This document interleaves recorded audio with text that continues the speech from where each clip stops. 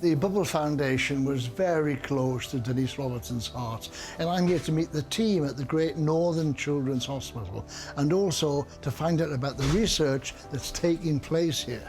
The Bubble unit here was established in 1987 to treat babies and children born with defective immune systems by offering them bone marrow transplantation. The ward sits amongst the Children's Bone Marrow Transplant Unit. I think the interaction between the Bubble Foundation and the Children's Bone Marrow Transplant Unit is hand in glove.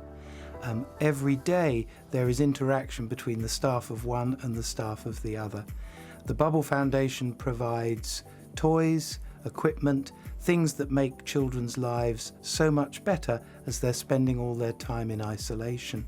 The Bubble Foundation owes a lot of its success to Denise Robertson, who played a huge role in the organisation. It's an amazing place because it saves the lives of children who would otherwise die, usually in the first year of life. The very first time I met her, she came onto our old unit with our old isolation unit, and she in horror said, "Do you mean to tell me that this mother has to look after her baby for months in this tiny space?" To which I embarrassingly said, yes, something must be done about this. And I think that characterised Denise's involvement for the next 20-25 years. One of the children being treated here is 11-month-old Harriet, who's here with her mum. So Helen, just tell me about Harriet. She's got a condition called SCID, severe combined immunodeficiency, so no immune system at all. How long has Harriet been here? Nearly 5 months. Wow, that's a long time. Anyone you pass, any doctor, they know exactly where you're up to with treatment at any time, the weight, whether they've been eating, drinking, they know everything. They're brilliant, but the support for us is good too. Next, I went to meet Neve, whose son Adam is being confined in an isolation unit. Hello, Neve. Hi, Chris.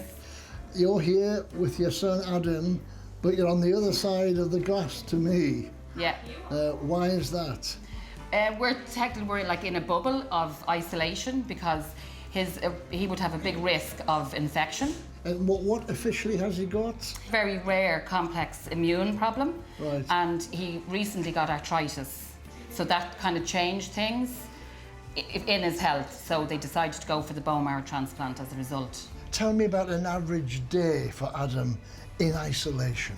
It would be actually very busy and it goes quite quickly. He gets up, he'd have breakfast, shower. Physio has given him things, exercises to do. Obviously all through the day there's different infusions goes in and they're busy giving him medicines. So what's the outlook for the rest of Adam's life? Well, very much he's going to leave here very healthy. He won't have the pains that he has had in the last year. And he'll be able to live a normal life. Recent figures and reports show that survival rates in this unit are now at a record high. Our survival following bone marrow transplantation 15 years ago was about 50%. In the last 10 years, we've got it up to nearly 90%. Now I've gone to meet Adam, who has come in today for a vital checkup. Just tell me what's been wrong with Adam. Adam had a late diagnosis of chronic granulations disease in October last year, which required a bone marrow transplant. People just think of bone marrow transplant. It's just like an operation and then you're back home, but it didn't. It takes quite a long time to like get yourself back on track. And you've been on powerful drugs, treatments? Anti-rejection drugs, and hopefully in about 2 years' time I should be off all medication. How do you feel now? Better.